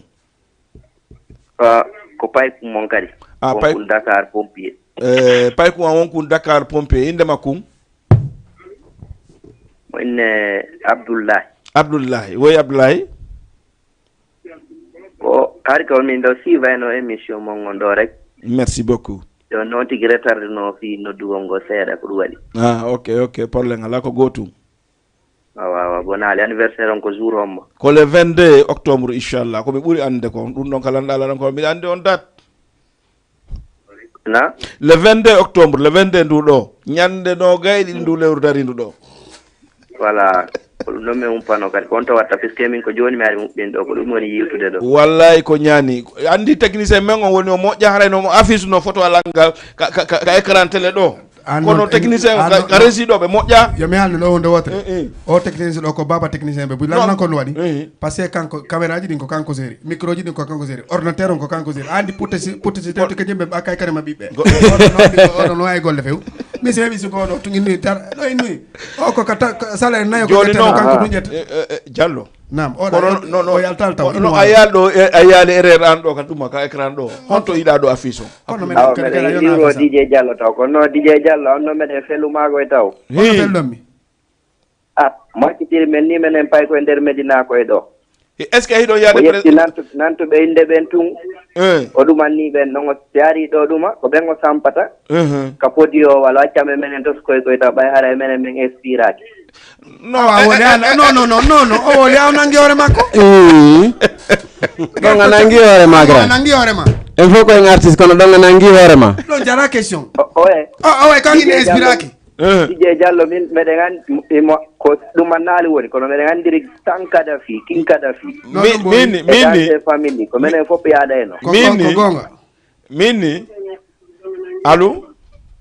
Oui. Est-ce que a ɗaɓɓi numéro Dj Diallo a noddimo salkema wadde réservoir? Allô? Oui. Ɗuytu télé on sa ini hetto télé on e wata famodude répondal an komi landima kon a jentilan La nande min est ce que a ƴetti numéro Dj Diallo a noddimo a inniɗa faala yon yiidu o innuma wala tamma yettal numéro makko mi noddimo ke mi noddanomo e tan jaari kono mi heɓatamo haade heɓatamo ne dande noddatamo wawa hen noddirde e makko ambo nodtanmi wo tan noddeɗa heɓeɗa mais ɗum non mais est ce que yer ko noddenɗa mo heɓamo ko mbay tanji goɗɗi goɗo heɓaynomo est ce que yer a wolanimo probléme mo gonɗa ko wawma gérande non ɗon o kuppay ɗon par ce que andi par ce que andi tew tottino woni ha kono kaka wuli ɗo tew tottino yiɗi ndiyan kono na wulnan ɗan an jigui Diallo a janne men ɗo pularande sa nana tottino yiɗi ndiyan na ka wulɗan kami fene donc kanko faami kon donc accumi ja bon question no goɗɗo no di kadi no yaɓoto ko inni o ɓe ala ka weltade fat ƴette goɗɗo ƴette goɗɗo ɗum allo allo allo oui on jarama jarama dey awa ko homɓe ko honto noddo toon alias Taga DJ apprenti DJ Diallo l'homme des STC l'homme l'initiateur de l'émission Guinée Dakar DJ number 1 DJ Diallo oɗo noon no tawa ha mi ɓewengu ok oɗo ko miñirawa non l'homme DJ Diallo no accumi woola kayimi accu ɗon hay si woolade bismillah ɗa wawi wo hay si woole a wullay acca garawol joni wolɗo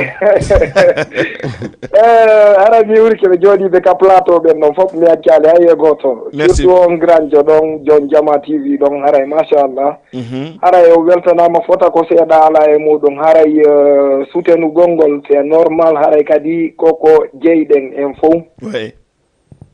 si Allah on newni jaɓi mi waɗay ko mi wawi kon e muɗum inchallah min soutenay mi waɗay kadi ɓe anda kadi aray ko fi culture Guinée en on joɗɗini men ɗo merci beaucoup DJ Diallo c'est un frère à moi c'est neɗɗo mo andiranta hoorema kadi aray hande kadi noon fewndi goɗɗo wiyata fewtatama wiyema fof wiyatama hiɗa moƴƴi kono kadi fof fewtatama wiyema hiɗa boni wallahi par ce que c'est un frère à moi mo andiranta hoorema simi jooɗike wolugol ko woni moƴƴereji wondi e makko ɗin jongi bimbi hakkikiɗe ha hitande ko arata ɗi nannata oui mais noon kadi aray toujours jama o yo andu ko yiɓɓe ɓe yiiɗi ɓe añi ko Allah fayimo ko kanko Allah waɗimo tawata o woni animateur jo numéro 1 e nder Guinée ɓeɗen e nder Sénégal ɗo ɗum noon ko Allah waɗi hay goto wawata yittude wallahi mo yiitta ko Allah waɗi kon o maya e wacca ko Allah waɗi kon min simi wowli e radio min en tant que Taga DJ simi jooɗike mi wowli mi ƴetti micro mi fewti e population ressortissant Guinée wonɓe Sénégal ɗo fof mi wowli e radio ko Allah e Diallo waɗi merci simi jooɗike boîte e fotude boîte e jandude mi jooɗike mi mixi mi wowli aduna on fof yiire ko ni si way miɗo wawi komi watta kon ko Diallo waɗi wallahi hande kadi noon himo mari apprenti ɓe buy ɓe tawata hande ko rewɓe e makko ɓe tawata wallahi lasim ɓe wiyay barki Allah e Diallo waɗi simen hewti kamen ɗo walla simen andi hunde kaari ko barki Allah e Diallo waɗi simen andi wallahi ni naali Diallo ƴetta e mbuuɗi mum ka jiifama hokke ma kono so yaadi kala ko soodi ko ñaamete so soodi hay ko dagge o soodi o soodante nagge Allah ɗum ko Allah waɗi e makko na menen noon kadi waɗi e makko ko Allah hokkimo nden ɓernde ñande kadi noon Jama TV invite mo émission wosi Allah on newni jaɓɓi simi humpitike mi soulignay ko wondi importance ko tawata Jama on e histoire makko Jama o ganday ko tawata way oɗo o wooti kaw rewi si tawi o hewti kaw hewti ɗon wallahi par ce que ko jokki kon na haray yiɗi Jama on par ce que ko giggol makko hokkimo ko heɓi kon hande par ce que o heɓu giggol muran ɗum par ce que omo yiyata ari si ko 100 francs o jogii cassette si yalti keso simo jara 100 francs o soodaymo d'accord o wona wala hay e mbuuɗum mo wag jaranimo aw ko amour ɗum ɗon hannde Allah jonnitimo hannde ha o heɓi ka o heɓi kon wallahi si yimɓe ɓe yiiɗimo kadi o hollu giggol muɗum ko yiiɗu ko yimɓe ɓe yiiɗirimo ko waɗi si yimɓe ɓe yiiɗimo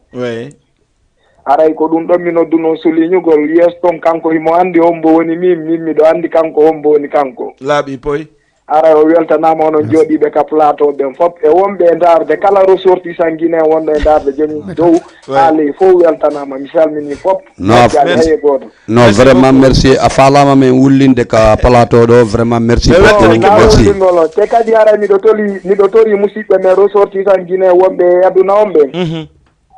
aray mo kala yo wakkilo kala wiyaɗo ko guinéenjo rewa pullo soso maninka guerte toma lamdoma kala mo wawi wonde wakkilo kala ka yeten e leyɗe janane ɗen haray ko yen ɗaɓɓu kaydi c'est très important ka aduna on fewdiɗo aduna o weeti ko hikki e ɗum ɗon kadi enen sengo pullo miɗo tori pullo fuuta kala ka woniri e aduna o yewtidiranen gonga accen naafi ƴiyagal kala noon pullo ka woni reyabu noon ɗum ɗon ko pullo mi yewti ɗum merci beaucoup merci ok haray merci grand frère haɗa mi hiwrike on fof ok a weltanama nani ok merci voilà ko noon tigui woniri musidɓe o nani oɗo seedeji ɗo yaltinani e jalloɗi non seulement tammen o wona ko ɗuuɗi o wawata sifade fof kono jama ono nodde dara kadi goɗɗo allo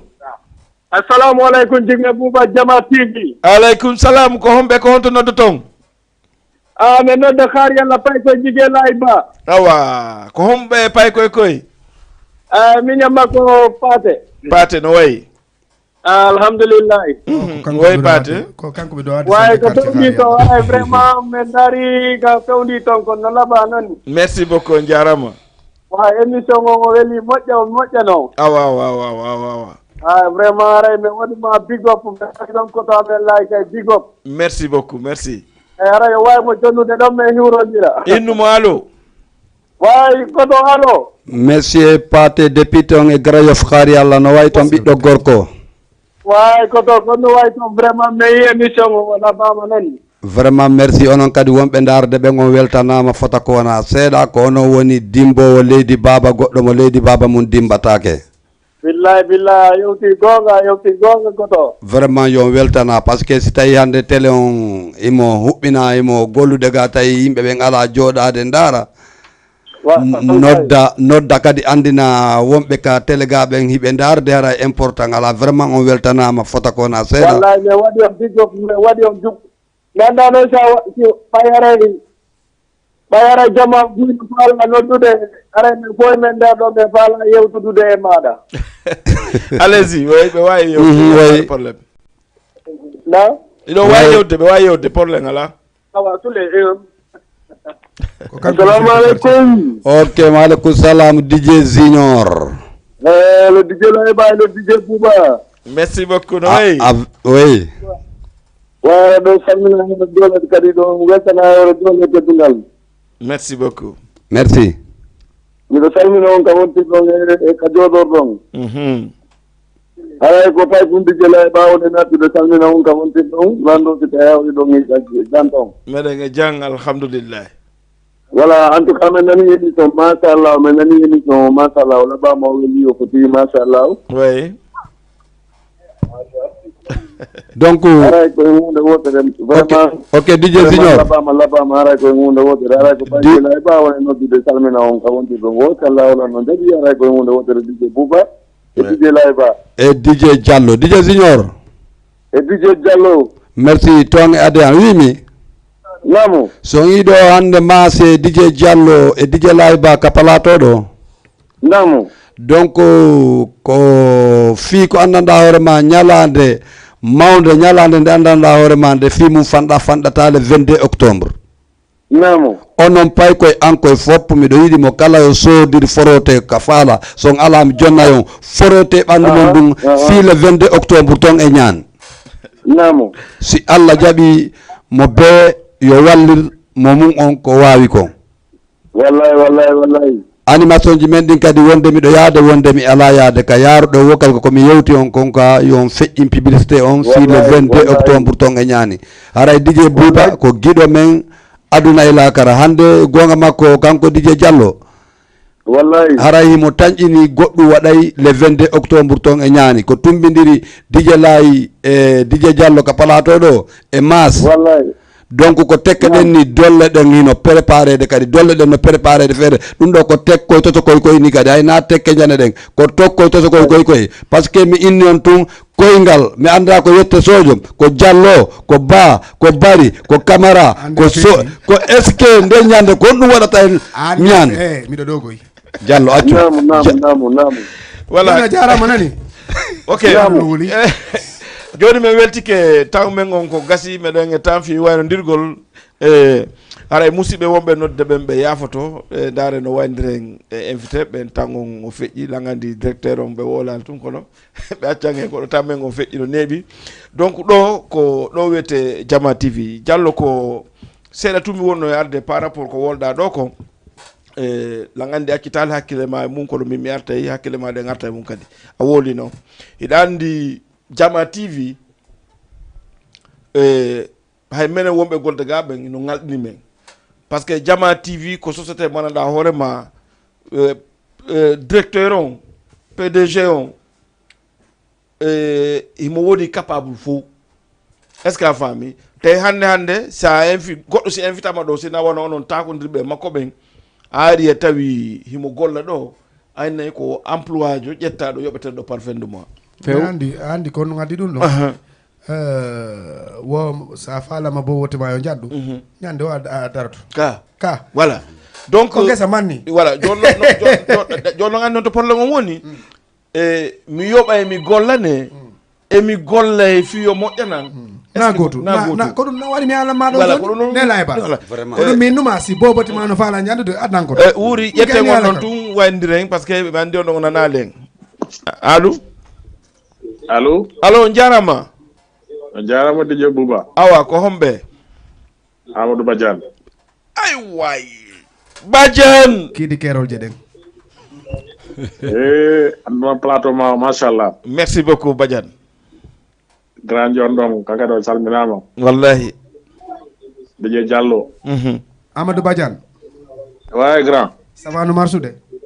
jantum c'est que Bouba ɓe fof ko fierté quoi pourquoi minuma ko fierté sa wanno ɓeɗo fof joni hiɓe jogui golleji ko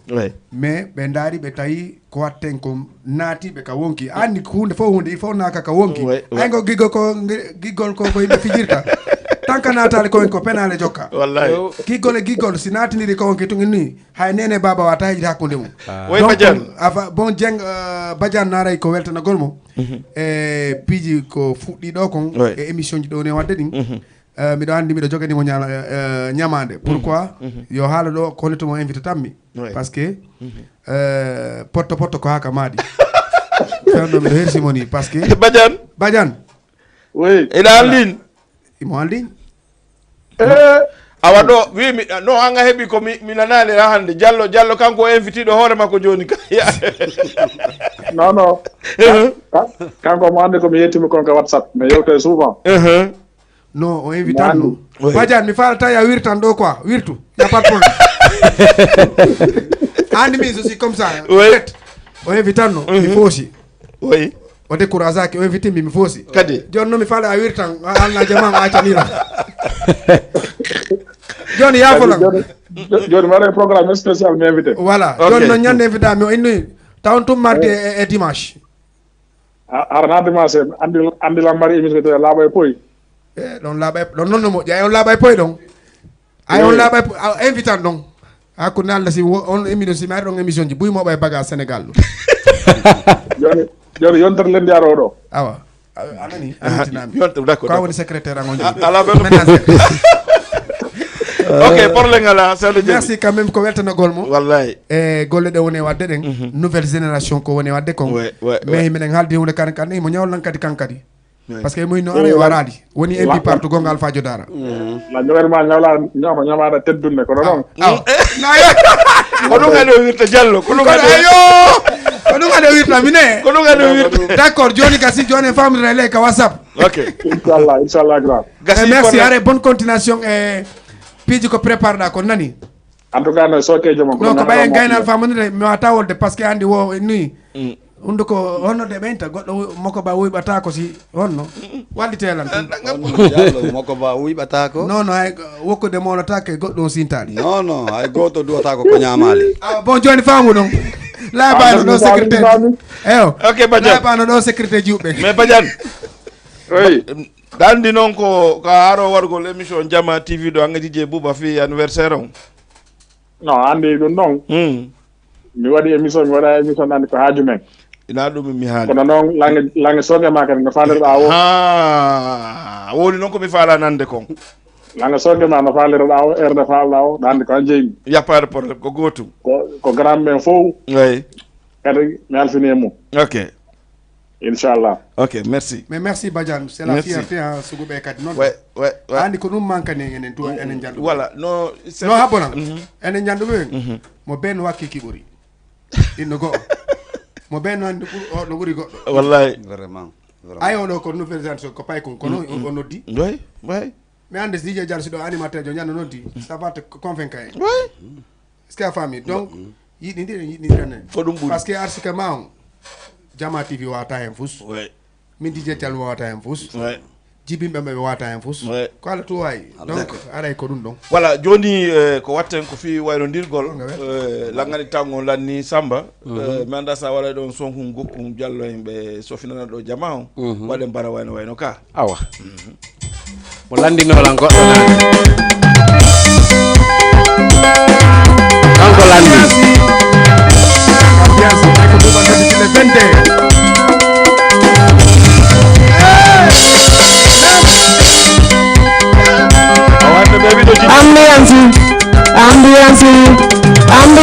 aroba de ambiance le vende ambiance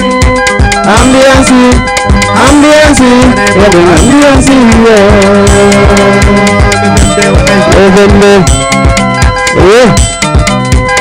DJ Bouba ambiance yo titino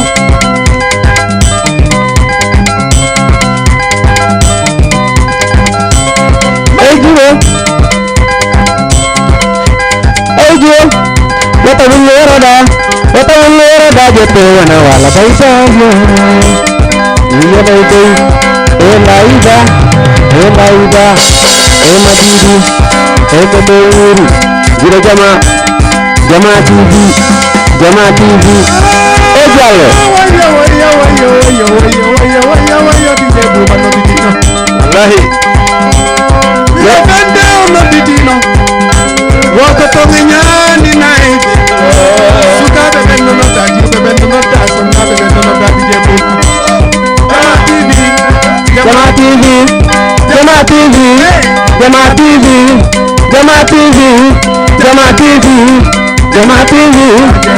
ambiance yo DJ Bouba le vende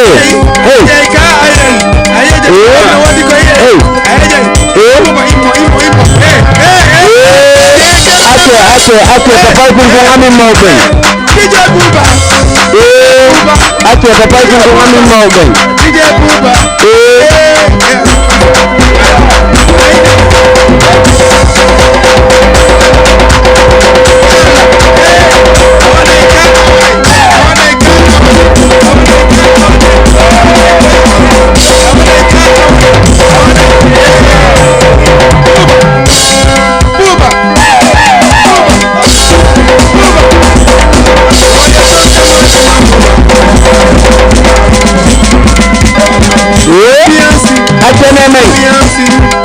Ambiance aroba de ambiance yo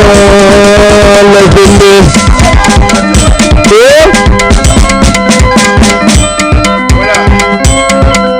ko hanta woni DJ Diallo ni don kine ayde mom ben Allah wata ayde wawu joyeux anniversaire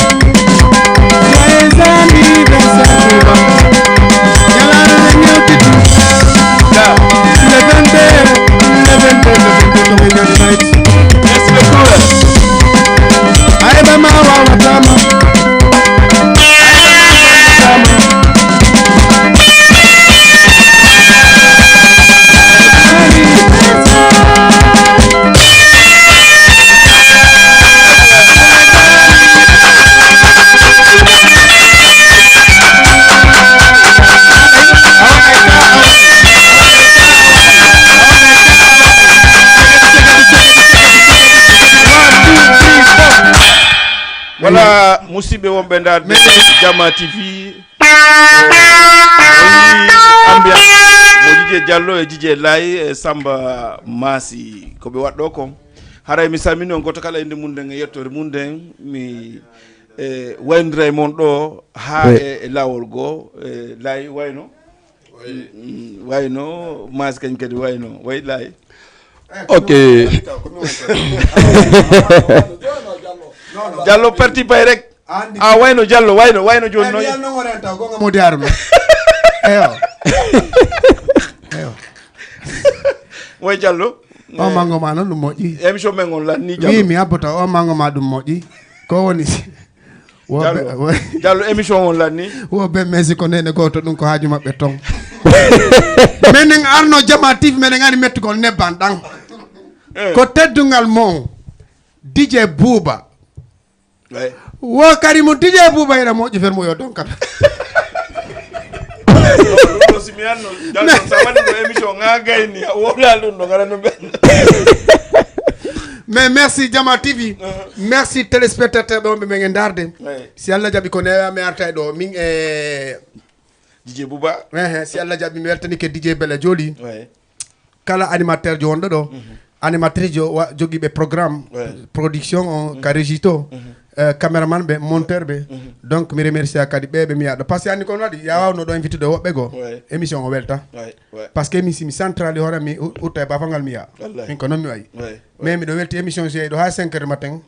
mi ronkata par ce que wo junngo laaɓugo metta mettude oɗo ko yangudalam oɗo ko yiɗɗo am par ce que haymi e wonde mi ndaare mo simo ɗuma mi waɗa tun sali o perti bike DJ Diallo DJ min nakalmo towa donc en Bouba sa nodditi men minen duwa arde sa nodditali men minen duwa arde par ce que ko accuma ha fewndo ɗo ko ɓayi ɗayi émission ji ɗin ko watta ko radio ji ɓuy a rewi a découragé aki ka donc haray ko remercie gorma pour la culture d'abord merci beaucoup par ce que minen Allah waɗi men fuɗɗike kono si moƴƴano goto copiyata ko wallahi ka wallahi koko moƴƴi toon ko copiété donc haray meɗen weltanima meɗen jarnuma meɗen teddimma meɗen invité ma ka émission ngamen merci beaucoup fi anniversaire ma on par ce que anditede no weeli min santinan tumentete